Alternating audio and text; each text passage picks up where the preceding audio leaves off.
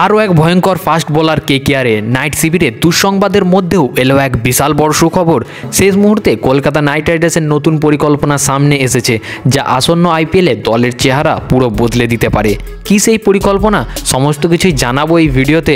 তবে তার আগে কেকেআরকে মন থেকে ভালোবেসে থাকলে অবশ্যই ভিডিওটিতে লাইক করে কমেন্টে আমি কেকেআর লিখে দেবেন। কলকাতা নাইট রাইডার্স ইতিমধ্যেই আগামী আইপিএলের জন্য তাদের স্ট্র্যাটেজি চূড়ান্ত করে ফেলেছে।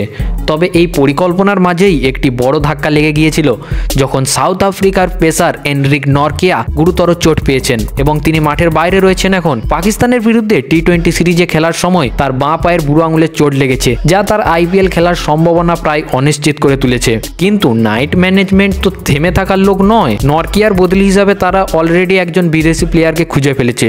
সূত্র অনুযায়ী ক্যারাবিয়ান তারকা আলজারি জোসেফের নাম সবচেয়ে বেশি আলোচনায় রয়েছে। তার আগুন পেস এবং অভিজ্ঞতা নরকিয়ার জন্য আদর্শ বিকল্প হতে পারে বলে মনে করছে কেকেআর টিম ম্যানেজমেন্ট। তাছাড়া ওয়েস্ট ইন্ডিজের অলরাউন্ডার ডোয়েন ব্রাভো, যিনি কলকাতার এখন নতুন মেন্টর, তিনি হয়তো তাকে দলে টানার জন্য বড় ভূমিকা পালন করবেন।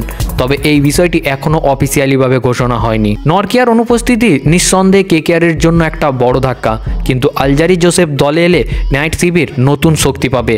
কেকেআরের এই বিষয়টি নিয়ে আপনার কি মতামত কমেন্টে অবশ্যই জানাবেন এবং ভিডিওটি ভালো লাগলে লাইক, কমেন্ট এবং কেকেআর ফ্যানেদের সাথে ভিডিওটি শেয়ার করতে একদম ভুলবেন না। দেখা হচ্ছে পরবর্তী ভিডিওতে। ধন্যবাদ।